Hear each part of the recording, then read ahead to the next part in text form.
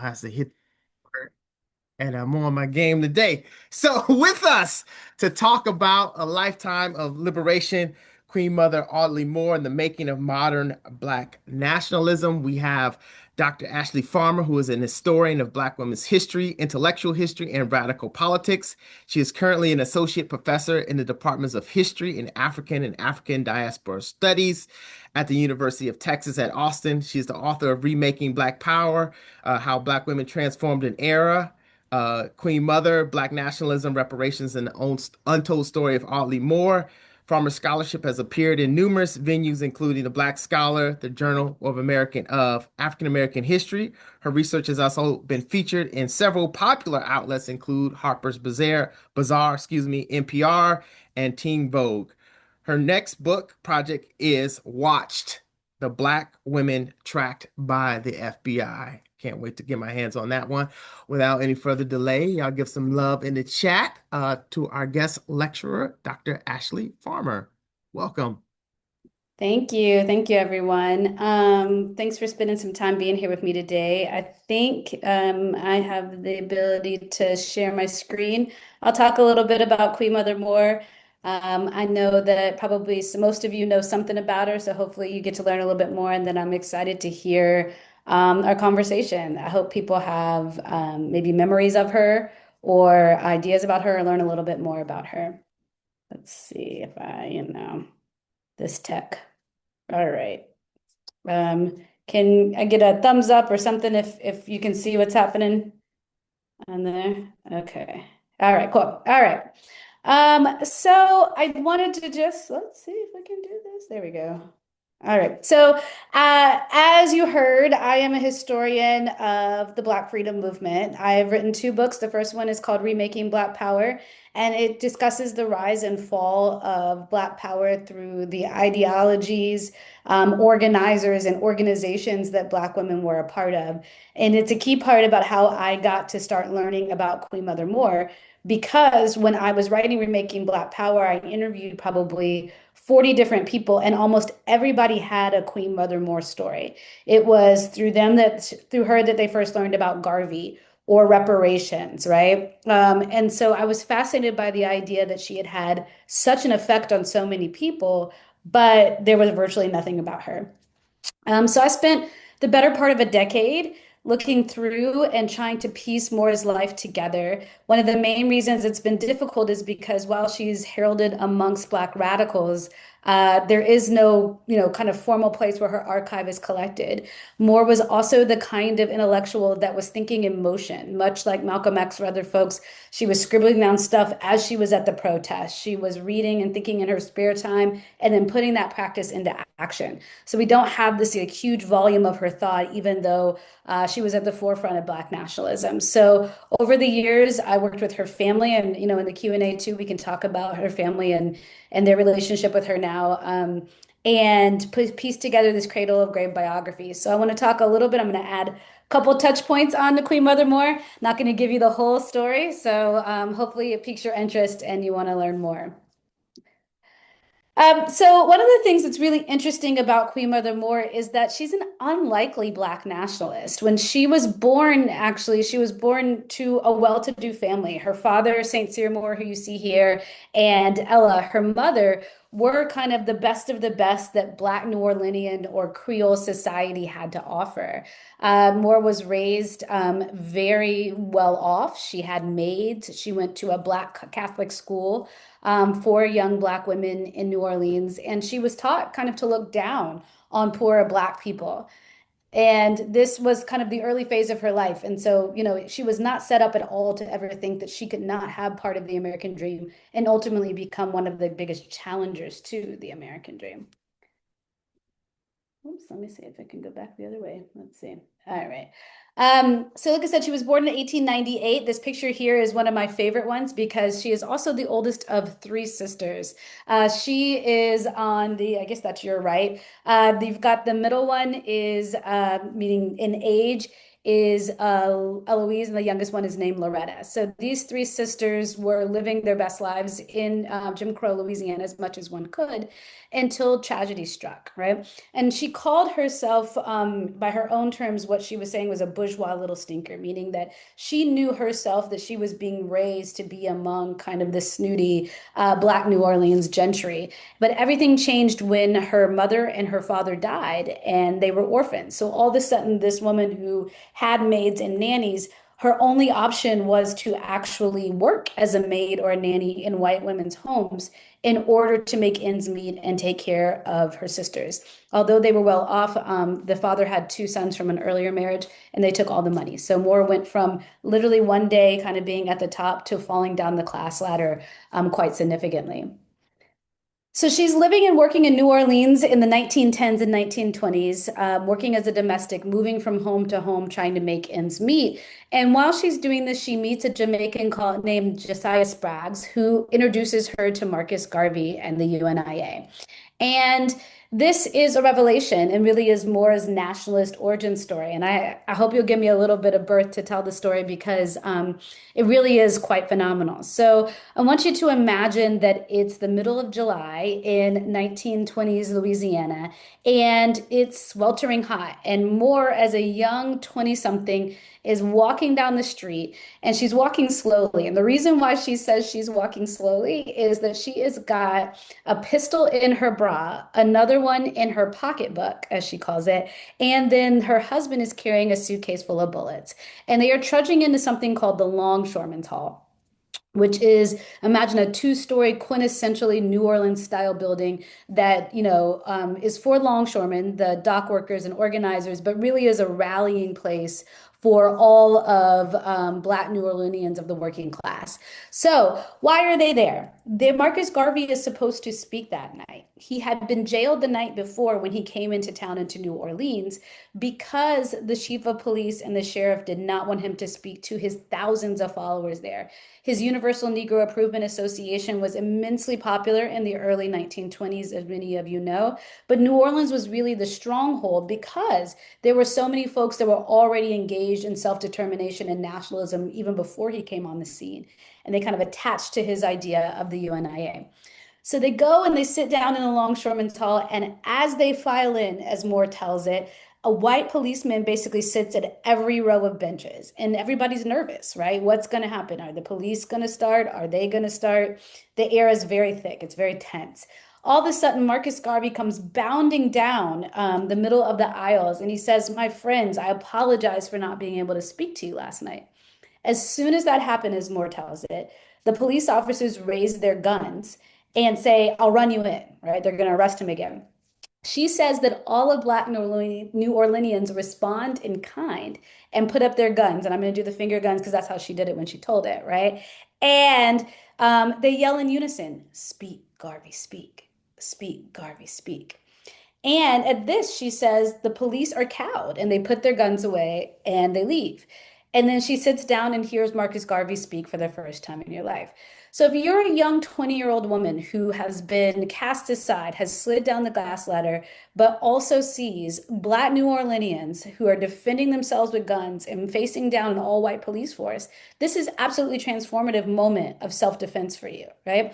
And then on top of that, when you sit down, you hear about how Africa is this glorious continent with countries and riches past your imagination, that your hair is beautiful, that your skin is beautiful. It transforms more than in there. And this is really the origin story of how she becomes a Black nationalist that she fights for until she dies in the 1940s. Sorry, 1990s. Whoops. All right, let me get this one. So today I want to spend a little bit of time now that she's a nationalist talking about all the different kinds of modes or nodes in which she tried to practice sovereignty, right? Certainly political sovereignty through Black nationhood, also self-sufficient Black communities through economic sovereignty. She was very invested in cultural sovereignty for us, preservation and celebration of Black identity, and also, spiritual sovereignty, even though she struggled with kind of how to articulate that. So I'm going to give you a little bit of pieces of examples of all of this throughout her life in the hope that you can kind of see the rich and varied way in which she thought about Black people being free.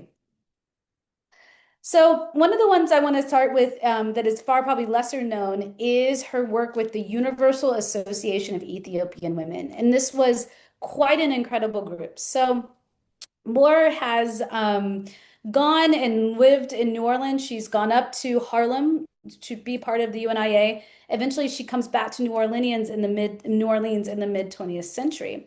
And she basically gets back together with the group of Garveyites that were there when she was there maybe 10, 20 years ago. And while she's there, they form a group that, again, is kind of playing on Garvey's ideas. You see that in the Universal Association of Ethiopian Women. This group is amazing. By day, they literally save Black men from being executed, sometimes in the electric chair in Angola prison, sometimes mere hours before they were set to die. They also support Black women who are kicked off of welfare rolls for the various labyrinthine laws that they try to throw that are both racist and sexist. But also, while they're doing this, again, in late 1950s, early 1960s Louisiana, they're also organizing for Black liberation and separation. And she actually starts to create a pamphlet about a separate Black nation that she circulates among these folks as they're organizing. So it's this great kind of duality of by day, meet the material needs of Black people in your community, but by night, help them understand that part of the reason they don't have those needs met is because America is a failed project, right? And start to have them think about and be primed for the idea of sovereignty of both politics and actual physical space. So the UAW becomes one of those people that kind of develops and nurtures the idea of a Black nation after Garvey, but before the rise of what we would think of Black Power and of Malcolm X. And many people pick up on this, first and foremost, the Republic of New Africa, which I'm sure many of you are familiar with, right? It's founded in Detroit in 1968. So, again, about maybe 10 years after she's working with the UAEW. And by most accounts, Moore was one of the first signatories of the Declaration of Independence for the Republic of New Africa, right? And the goal is to build a separate state in the southeastern part of the United States. And when I talked to people that were there in this moment of organizing and who knew more, they emphasize how the UAW, that women's group that I told you about in the previous slide, kind of laid the groundwork for people to help understand the Republic of New Africa. And also that they were circulating these ideas. And these ideas had come from Garveyism and from communism, right? In this moment when they're creating this separate Black nation. And Moore becomes not only one of the first signatories of it, but also one of its greatest ambassadors, particularly in the Northeast, organizing folks while folks down south are creating the plebiscite. So we see the kind of range of ways in which she is supporting Black sovereignty through politics and through kind of territory or land. But she was also huge. She thought that the ideas of political sovereignty and kind of territorial sovereignty went hand in hand with economic sovereignties. So after Moore leaves New Orleans, she migrates with just like everybody else, in the late 1920s, early 1930s. She ends up in Harlem during the Great Depression. And this is an interesting time to be a migrant there. On the one hand, you've missed kind of this huge Harlem Renaissance and Garvey's heyday. But on the other hand, you've got something like the Communist Party that has come and really tried to take its place, right? And so she says that she joins the Communist Party after a Scottsboro Boys, the 1930s group of 9 youths that were accused of raping 2 white women, because she's never seen people galvanize both Black and white people together in that way, and never seen people talk about how the plight of Black people in Harlem is the same as Alabama, which is the same as in Ethiopia. And it's exciting to her. She sees it as a vehicle. But most importantly here, she's really bought into the Communist Party's Black Belt thesis, right? Their 1928 idea that Black people formed a separate nation in the southeastern United States and had the right to self-determination and secession. It sounded just like Garveyism. So Moore had some misgivings about the Communist Party from day one. She did not think it was a nationalist organization, but she did think it was a place where she could develop a class analysis. And she always credited it with doing that. And a vehicle, that's the word she used to kind of do her nationalist politics. It was also a space during the Depression in particular that was really helping Black people. When landlords threw, Black tenants out of their apartments, the Communist Party come to help and put them back in. When butchers were charging Black women one price for meat and white women another price for meat, Communist Party members were standing outside the butcher shop making sure they got their fair shake. So once again, it was this opportunity to meet the very real material needs of her community, but also invest in these larger ideas of nationalism. And so she used it as a vehicle to help both everyday Black folks, but also to develop her analysis of economic sovereignty and reparations. So while Moore is organizing and she is seeing, two world wars, World War I and World War II, she's seeing other groups like people being paid for their crimes, particularly genocides, right? And she's starting to think about why it is that Black people are not able to recoup both the money from their labor from slavery, but also from the crimes that have been committed during Jim Crow. And so by the late 1950s, early 1960s, Moore is starting to talk more and more about reparations. And I want to be clear, the idea of repayment for past labor is obviously not a new thing and not a Moore thing. But what really sets Moore apart, again, organizing in this late 1950s, early 1960s moment, is that she is talking about reparations not necessarily for slave labor, right? We are 100 years gone, but she is talking about reparations for the social, the cultural, the economic, the political, the sexual, right? Assault and degradation of Black people. So she is basically offering a claim that says, sure, obviously, if you're related to slavery and you can track your descendants, then you deserve reparations. But if you are Black and you have endured nearly 100 years of this, you're endured reparations or you're owed reparations for the afterlife and after effects of slavery. She's also makes one where she really includes Black women in this, right? So among this Universal Association of Ethiopian Women I told you about, she starts organizing for the idea of reparations. And this is on the tip of our tongues today, but back then, it was certainly a very fringe idea, right? And she popularizes it across the country, and she publishes this pamphlet that you see here called Why Reparation Money for Negroes. And over time, she continues to develop her understanding of reparations, but this is really quite an amazing pamphlet. And if you want to see the whole thing, I think the New York Public Library has digitized a copy of it. Really phenomenal stuff. But she lays out a claim for how this has happened for other wronged groups, creates the basis for Black Americans to be a wronged group, and then creates a framework for how reparations would work. And you see all the time people debating this, but she's trying. She's figuring out something. She's thinking through what could this possibly look like to offer repayment in this way, right?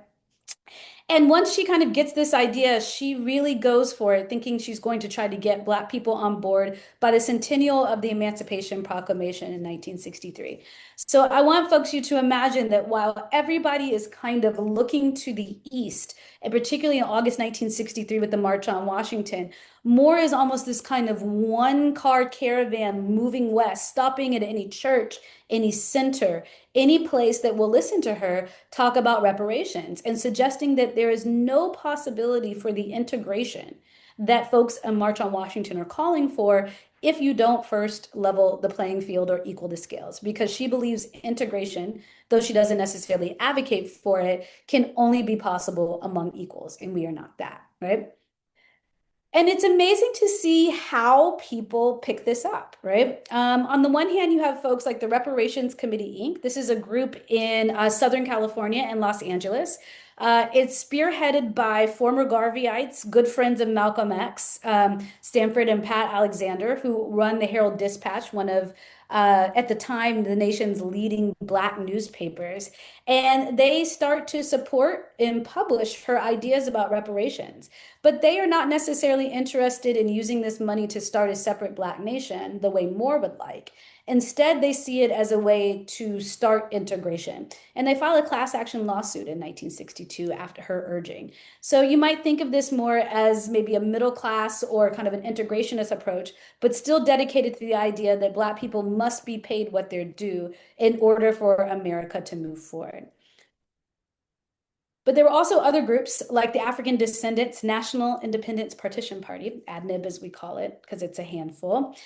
which is based in San Francisco. And they take approach that is more in line with Moore, right? Moore ideally sees reparation as the seed money for starting a separate Black nation that she's been advocating for since her Garveyite days, and then her days in the Communist Party, and then now in the late 1950s, early 1960s. And they advocate for a separate Black nation through reparations. They argue that this should be the seed money in which Black people are given for actual tilling of the land, for military structures, for infrastructures. They elect a government. And they use Moore's theories about redress to reimagine the Black nation in a different way, right?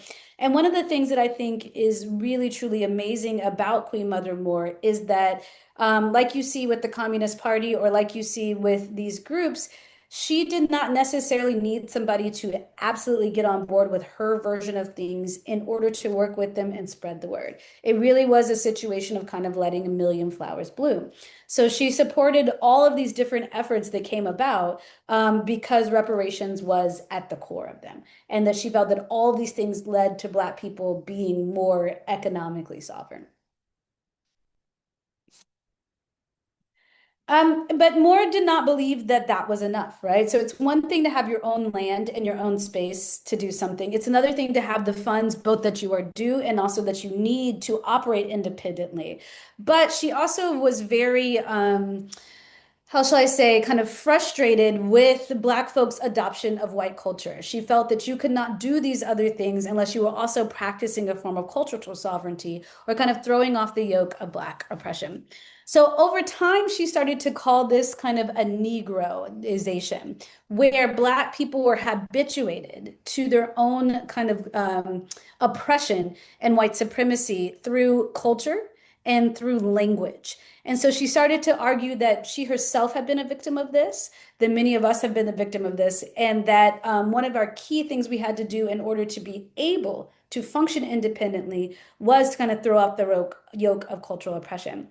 So, just to give you an example, she said, for example, the white man used everything, all of his lies against us about Africa. His little Sambo came onto the scene. His clan began to rise, and his terror opened up on all of us. And then she addresses how culture has done this to us. All the books, all the moving pictures, all the derogatory movies about us came to the scene to help prepare us psychologically for our own overthrow, right? Arguing that we have been complicit by virtue of these cultural representations in this, right? And so she called the person that was habituated to this oppression a Negro as opposed to an African, right? And she had a real moment of self-reflection about this and the ways in which she had participated in this, right? And to give you an example of how she felt that she was operating with her Negro mind, as she would say, before she used the term denegroization to kind of move away from that, would be an example of her work with the Communist Party.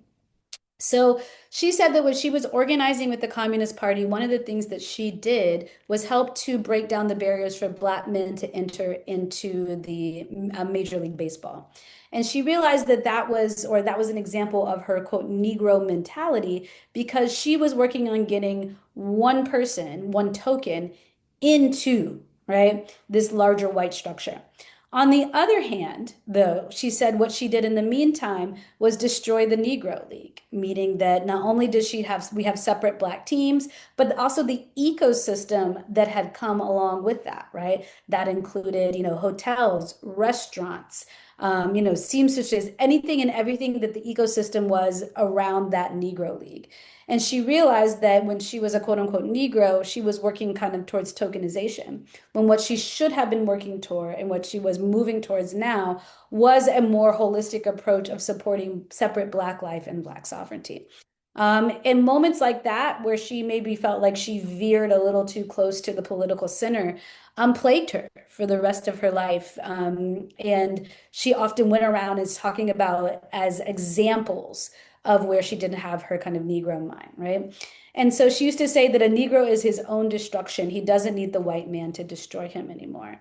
And so one of the things that she was constantly trying to get Black folks to do was to denegroize, in her terms, or reject the cultural markers of degradation from one's language to one's appearance to what one was fighting for in order to have cultural sovereignty, right?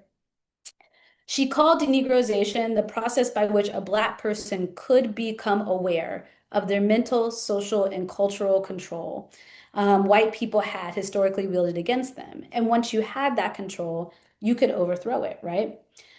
So a key part of that for her was about the language that we use to talk about ourselves and each other, right? So she would say, so I say to my people who think because they were born in the United States that they are no longer Africans, that if a cat had kittens in the oven, you wouldn't call them biscuits. We're Africans, no matter where we are born. That was like her favorite little quip. And she started to really think about this herself. So over time, by the late 1960s and early 1970s, she started taking on or embracing more of her African-centered roots and culture. She started rejecting her religion out and out. She began to start going by Queen Mother Moore, and she began to dress in a way that was befitting, right, of an African dignitary or leader. In terms of where she got the moniker or the name or the honorific of Queen Mother Moore, she says that she first got it among African students in the late 1950s. Moore, as you have seen, was somebody who, anytime there was a problem, anytime Black people were in need, she showed up. So we had these Black students that were here, African students. They didn't have a place to live. They didn't have a place to do their work. They were exchange students. So she created a space kind of in a Harlem storefront. And they called her their Queen Mother as, paying homage to how she cared for them, but also for her struggle. It wasn't actually until the 1970s when she went abroad to Africa for the first time. And one of the things that we may want to talk about in the Q&A also are these kind of trips to Africa that she took later in life and how that shaped her politics, being someone that was certainly a Pan-Africanist and pro-Africa since the 1920s and 1930s. And it was there, after visiting for Kwame Nkrumah's funeral, that she was installed as a Queen Mother of the Ashanti tribe. But so Moore begins to take on this honorific and this stature, but she also sees the more that she is moving towards being a queen mother, the more that she is denegroizing herself and moving away from kind of the Negro version of Audley Moore. So a lot of times people argue that, she was just putting on airs with this, but really this is a moment of transformation for her where she feels, right, that she is moving more towards kind of the cultural sovereignty that she is professing. And she's also, one of the things I think is really great about Moore, she's really honest about it. She's honest about her shortcomings. She's honest about ways in which she feels there are harder and easier elements to reject about white supremacy and white culture. And I think that's a really great model for thinking through, how we do this ourselves instead of this kind of wholesale, well, they could do it, so you could do it. She really did struggle with letting go of some of her old ideas about herself and the world around her. And she was open with that and modeled that struggle in an effort to be more free. And then finally, I'll talk a little bit about her spiritual sovereignty. So Moore was, as I mentioned, born among the Creole elite in New Orleans. She was Catholic in part because her father and her mother were French-speaking Creoles, and we all know in Louisiana, the French, the Spanish took over, but also Catholic because it was not just a performance of religion, but a performance of class politics. She talks about some of her earliest memories being in the Catholic Church in Louisiana, which was for a time integrated, and her family kind of owning a pew as a way of saying, like, we are a family to be respected, we are a family to be looked up to. One of her most formative memories also with the Catholic Church, however, is as they started to move towards segregation, they came and got her mother and her two sisters and put them back in the colored section, right? And she watched how her mother tried to preserve her dignity even as she started to cry. So she always had a complicated relationship with faith and spirituality. As she grew up, she started to realize the ways in which white folks had wielded Christianity and certainly Catholicism in ways to continue to subjugate Black folks. But she wasn't quite sure always what to, kind of replace it with or what to do. So for most of her life, she really struggled with how to, to become a spiritual person and be guided by faith, but also by the imperatives of Black and African liberation. And she practiced it in some ways through things like Mount Addis Ababa. So these pictures that you see here are some of my favorites. They are from a piece of land that she owned in upstate New York with her sisters that they named Mount Addis Ababa, obviously an ode to Ethiopia, the perpetually free Black nation. And this was really an interesting site, particularly in the 60s and 70s. It's a place where organizers came to do armed self-defense training. It's a place where they sowed crops. It also served as a summer camp. So there were many Black kids in New York who had never really been able to go outside the city. She and her sisters literally bussed them out to Addis Ababa and taught them practical skills, right? And she saw these skills as directly connected to liberation. On the one hand, if you can pickle and grow and build, you're not reliant as much on white folks. But as African colonization started to happen, more also started to see this as a way, perhaps, that Black folks could be more in community and help grow Black nations abroad, particularly in African countries who had just become free. It was also a place of respite for her. And this is why I love these two pictures that I show in particular. One of the pictures you see is her sister Loretta and her. And you can see it's one of the few pictures we have where they're not dressed just so, where her hair is out, right? Not under regalia. And they're happy, they're enjoying themselves. And it was on this kind of piece of land, which was hers, that was created and owned by Black people and for Black people, that Moore talked about how she felt very kind of spiritually free, right? And at one with her creator. And her goal eventually was to create a school in honor of her sister Eloise, who's not pictured because she passed away in the 1960s. There are many questions about what happened to Addis Ababa. Many people claim that white supremacists came and burned down what they were starting to create. And so they were only able to have these couple of trailers, which you see in the picture with the girl with the cartwheel. But this was a space where more could practice, right, self-determination, could practice that nationalism in real form. And one of the places where she was most free to be herself, I think, and most with the divine. But she also worked in other ways to try to reconcile what her beliefs were about her African self and liberation, and what kind of faith she could practice. She eventually did join two different churches. One was the Ethiopian Coptic Church. Some accounts say that she did this in large part because of, its connections to Ethiopia and her love of Garvey and Garveyism. She never really lost to that.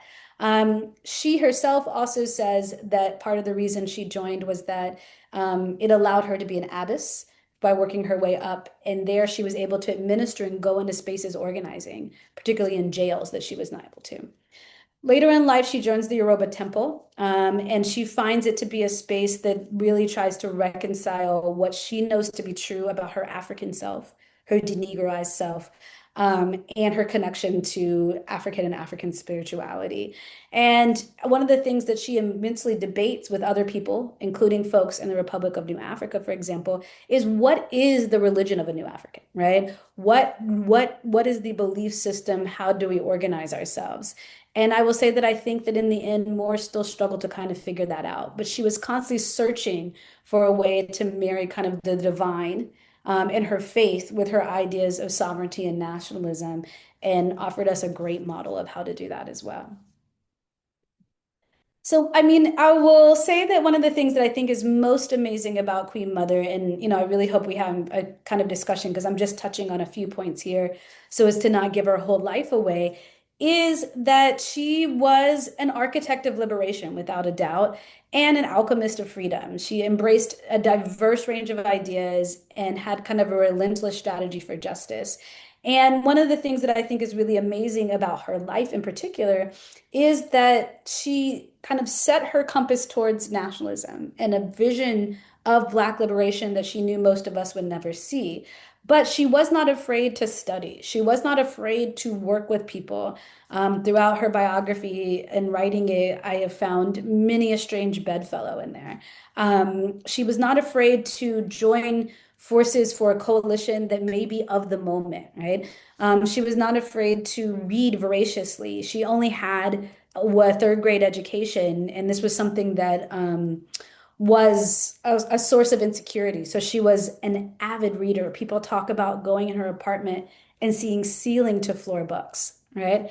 And when she got new information, when she was presented both in theory and in study and in practice with new ideas, she wasn't afraid to adjust and change her mind, even if that meant that she had to relinquish many things that she loved, communities that she loved, or when she had to be self-reflective enough to say maybe she had not been following her ideological line to the way that she thought she should be. And in the process, she spread incredible ideas. I would argue to you that something like a reparations, not only the word that is on the tips of all of our tongues, but all of the different manifestations for how repayment and repair can happen, from actual paychecks to land to lawsuits, to cultural centers, right? Moore's ideas of reparations were always incredibly, incredibly capacious. It was never, just a paycheck. And we see that in the reparations movement today, for example. So I really see her as a person who, while she had her ideas about what was supposed to take place, also was somebody of letting a million flowers bloom. And because of that, we see her spirit of liberation in a lot of different places and sometimes unexpected places. I'll say that Moore eventually died at the age of 99 in 1998. I'm sorry, 97. Her last kind of major public appearance was at the Million Man March alongside Farrakhan and Rosa Parks and Dorothy Height. And there, in kind of her biggest remarks, she talked about or returned to this idea of Garveyism and called for the men there to lift themselves up and build a Black nation. So she was true to that idea literally to the very end. And finally, I will say also that it's really important to think of Moore as somebody who is, I think, a master of kind of tactical flexibility, is what I call it. The ability to practice nationalism and practice her dreams in a lot of different venues, in a lot of different areas. And I think that she offers a really great model, again, not just about how to stay the course towards a vision of Black liberation, whether you'll see it or not, but also how to kind of stay and sustain a life of activism by her malleability and her ability to kind of bend but not break. I think I'll end there.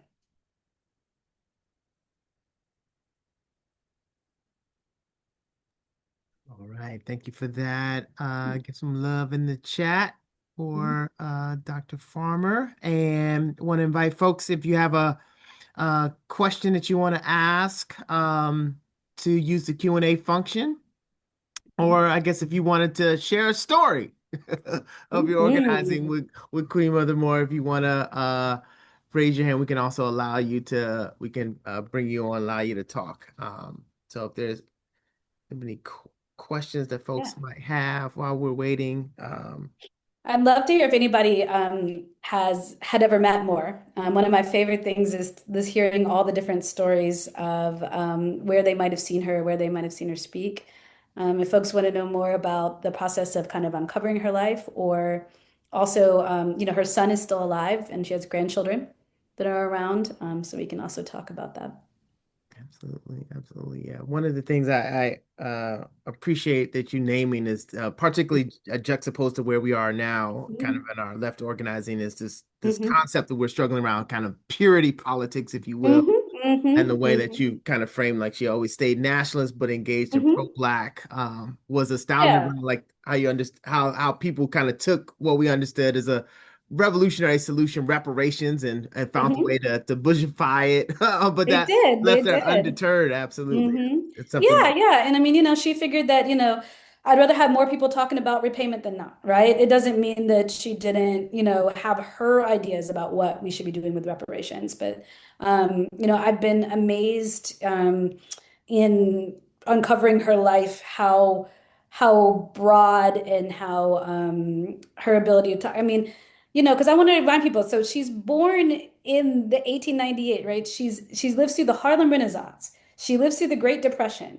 She lives through World War One, World War Two, all of the, McCarthyism that we're now again experiencing, right? mm, Um, and then through the rise and fall of civil rights, Black Power, all that, all the way through the 80s and 90s.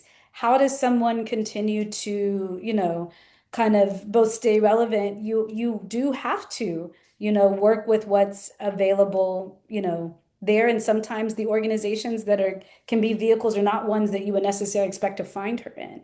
But there was always work to be done. Right. All right. I see. Makani dropped one. Peter, where'd your hand go? Or did you bring Peter up? Where did we go? Oh, there's a All right. Q&A. All right. I see. Peter, I'm gonna bring you on, Peter.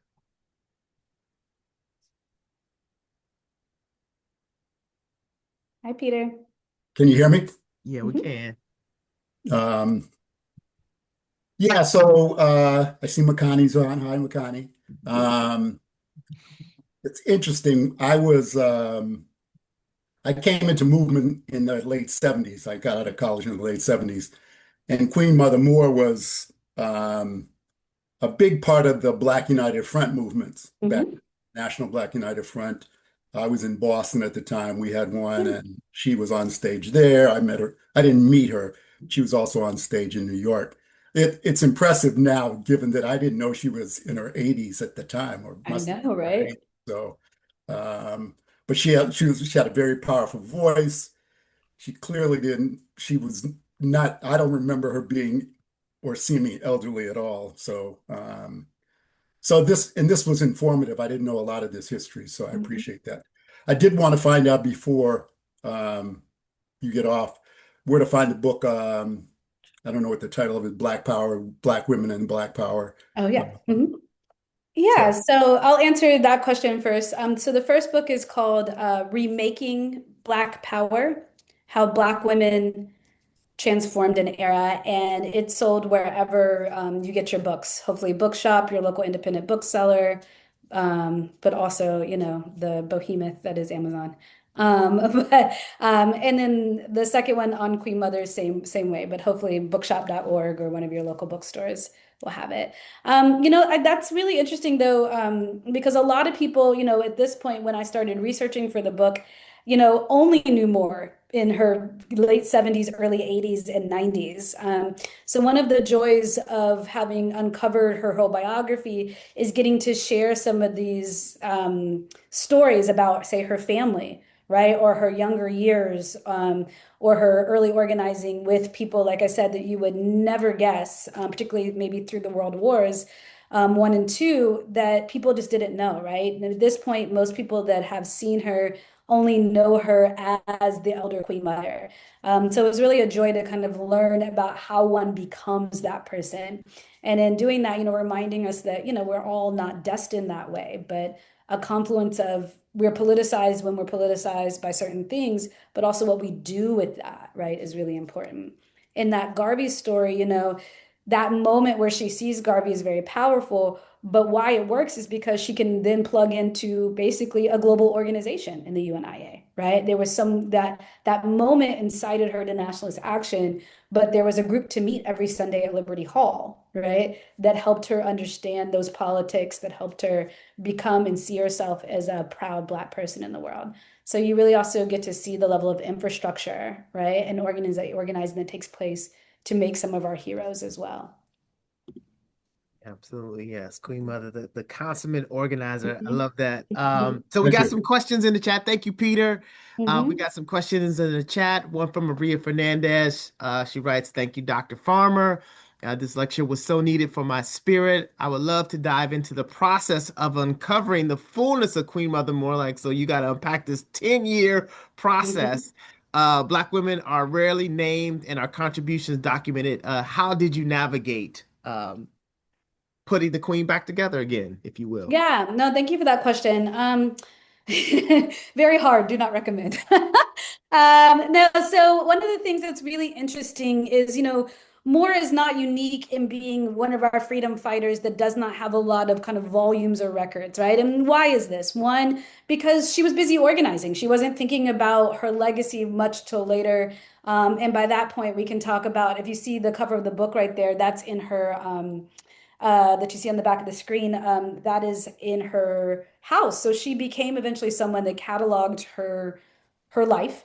But the unfortunate thing is nobody knows where anything that is pictured there is.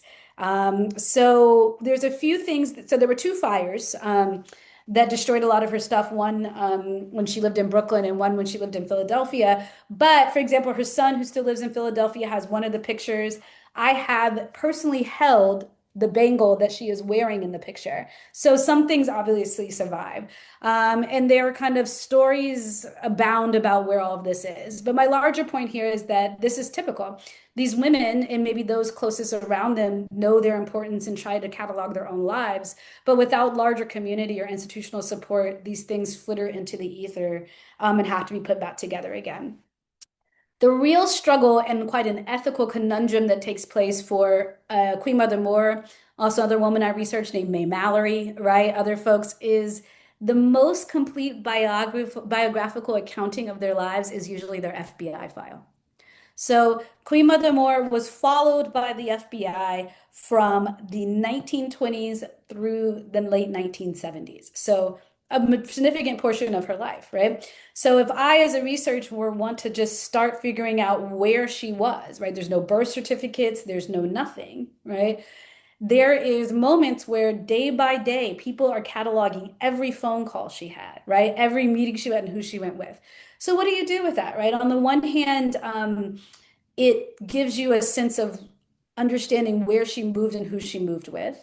On the other hand, obviously, it's not a truthful account of anything because the feds are trying to entrap her. And on the third hand, you learn things that perhaps she never wanted to be out there. And what do we owe folks who fought so hard for our freedom in terms of privacy when so much of it was given up in order to get us where we are now? Right? These are questions a biographer has to ask. So a lot of it started there. I worked very hard to form a good relationship with her family. And I really thought that they would have a lot of this stuff as well. It turns out that they too miss a lot of their belongings and were not able to hold on to those things, but have wonderful recollections and connected me with, the dozens and dozens of people that I interview. And then the rest of it is like, I'm gonna start to go on a space analogy, and I'm gonna ask you to hold on with me as I go, right? If I in a different world might have been an astronaut, right? Okay, space is really quite a remarkable place. So if you look at a black hole, right? And we know black holes exist not because we can see the black hole, but because the light is reflecting around them. That really is what it is to research women like this, right? You have to search in what is seems like a black hole, like there's nothing there, and hope that it kind of refracts something out where you can find this. And to kind of put this in more tangible terms, she was a key part of the community control of New York City schools in the mid 1960s, right? When we had community districts. And everybody says she was there. There might be an occasional newspaper there. I don't know, right? So I searched for months in anything and everything around these schools. What do I find? A folder that says 1966 boycott. That's all it says. One piece of paper in there. Scribbled on the back is a poem that she has written in her own handwriting as she is in an overnight boycott in Department of Ed school offices in Brooklyn, right? And she's telling you through the poem what is happening, but also what her politics are about that, right? She's literally moving on the go. But it's never going to be labeled Queen Mother Moore, right? There isn't any way to find her in that way.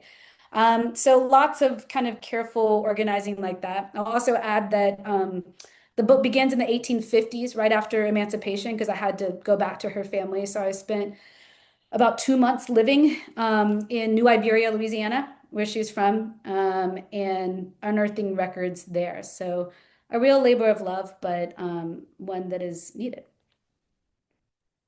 Incredible. And I hope Mhm. you see in the chat you had Maria at space. It's an odd analogy, but it kind of works for Right, understanding, right. right? Like there's darkness, but somewhere around here there's something, right? Yeah, Yeah. Maria's with you right all the way there. Yeah. Absolutely. All right, we Yeah. have a question around her offspring and whether or not Mhm. they are currently involved in struggle as well, and or how they are continuing her legacy.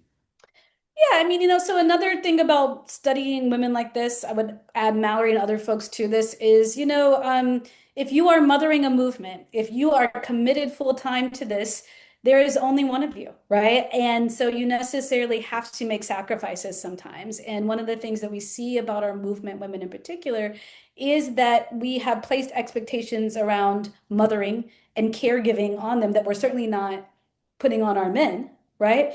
And there is a disconnect for others when that isn't fulfilled, right? And so she does have one son, Tom, who is lives in Philadelphia, is in his mid 90s, but goes swimming every day and is like, he could sit here with you and rattle off this like entire history with clarity. He's fantastic. And he had three daughters, all of whom I have a group chat with now. Um, so they are lovely. They, I think, are just kind of, especially the granddaughters. Because when it's your grandmother, for example, you don't see them in the same way the rest of us see them, right? So through this process, I think they've really gained an appreciation for her, seeing there not just through the familial eyes, but the activist eyes.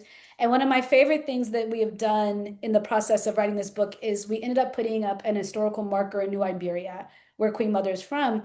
And we brought her son, grandchildren, great grandchildren down. And it was the first time they'd ever stepped foot, in her hometown and in that space. So through that, I think they've taken on a different appreciation. Uh, One of the struggles of Moore and her son is that he did not seem to share quite the same interest in the struggle as she did. But I think they're definitely interested in kind of keeping her legacy alive nowadays. All right. And then our final question that we have here is a two-parter. Uh, Hmm. what was her activity around Garvey after he was imprisoned? And Hmm. was she in New Orleans when Garvey was Hmm. deported? Great question. So she was very active around the deportation in terms of writing, in to try to get him exonerated. She was not actually there when he was deported. She did not see him off on the ship waving with that picture that probably you're thinking of. By that time, she had moved to Harlem with her first husband, Josiah Spraggs, who was the Jamaican I mentioned, who had kind of introduced her to Marcus Garvey from virtue of being, from the same homeland. But she maintained until the day she died, obviously, that he was innocent. One of the things that's really interesting, though, is that in the late 80s and early 90s, right, when folks tried again to get him exonerated, she was involved in that, including testifying, and support in that way. So she was a lifelong Garveyite and was always in support that he was, obviously deported for political means and because he roused too many folks to action. All right. And then I know my comrade Omawale, there's always another question underneath that. So his third Yes. question was Uh-huh. Queen Mother was a key focus of our modern fight for reparations. As you've explained, more included generational harm. Did she have any relationship with Callie House or the National Ex-Slave Mutual Relief Bounty and Pension Association? Yes, they really should have come with her name for that. Great question. So, as I detail in the book, Callie House certainly was, absolutely instrumental in popularizing the idea that ex-slaves should or former slaves should be paid for their back labor. Also, around a period of time in which people could have really made that kind of direct descendant leap. Moore would have certainly known of Callie House. In fact, one of the association's biggest chapters was in New Orleans. But at this time, right, when she's coming of age, her father dies when she's about 1920. So she is really, again, being raised to be in this upper crust of society before he dies. And I forgot to mention her mother dies when she's much younger, at about 5 or 6. So her father's raising them for most of the time. Um, uh, she would have been taught to kind of look down on this idea, right? But as I mentioned in the book, it helps us understand how somebody can become an advocate of it by mid-century because it's in the ether around her, right? She surely knew of the association, if not Callie House, and had the idea that someone was owed something in that way. But she would have not been advised to engage in that had her father lived and, in that sense. But her father was a former slave in Iberia Parish. Right. Right, and then there's some folks who also have a share here. So one final question, because this is Mm-hmm. an audience of folks who bear Mm-hmm. the Mm-hmm. name New African, who are part of Mm-hmm. the movement that she helped sign or be a part Mm-hmm. of. Mm-hmm. Could you take a moment to talk to us a little bit about her relationship with Malcolm X, Muhammad Ahmed, our own co-founders, Mm-hmm. Akinyele Umoja, and the Yes, others, yes, and how yes. she has helped shape this modern organization that Oh we yeah, work in? absolutely. From what I can tell, she first kind of encountered Malcolm X when he was on his ascent in New York, kind of an open air rally, right? And while I don't have like, kind of the exact dates of there, what I do have are actually letters that she and kind of the old communist black left are writing to each other because they're excited, right? They hadn't seen somebody rouse people to action literally since they saw Garvey, right? And there's talk about how they kind of really want to bring him in, mentor him, kind of get him to be their spokeswoman. Man, problem is, right? He's with the nation, and at that time, was not able to kind of engage in politics the way they wanted him to. And this was a source of frustration for Moore. As many people I've talked to for the book say, he would come and visit Moore. She lived in Philadelphia for a while, and this dovetails with Muhammad Ahmed, right? She basically in her house in Philadelphia was kind of like a nationalist meeting house. You had old Garveyites, you had members of the Revolutionary Action Movement, Dr. Ahmed being, first and foremost among them, and other folks. And Malcolm would come and sit and listen when he was in town visiting different temples. And folks say that when he came, he kind of sat at her feet. He didn't, you would think he would be kind of this firebrand that he was, but he would listen to her and also Eloise, her sister, who Moore really held up as her main kind of political interlocutor and the person that got her started. She was the mentor to Ram. She helped them study and develop their ideas of revolutionary nationalism, certainly. And treated folks like Dr. Ahmed as a son, in many ways.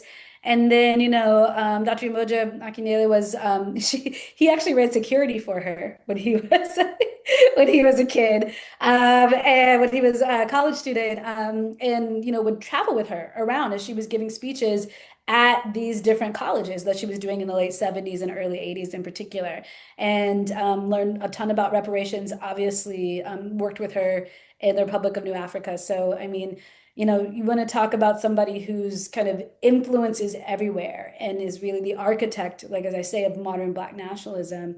I talk about it like obviously she didn't create nationalism, but I do think without her, particularly her being the link between kind of the old Garvey world in the newer Malcolm X Farrakhan RNA world, she midwifed it, right? She is the conduit through which we get some of our most radical formulations as well. Yeah.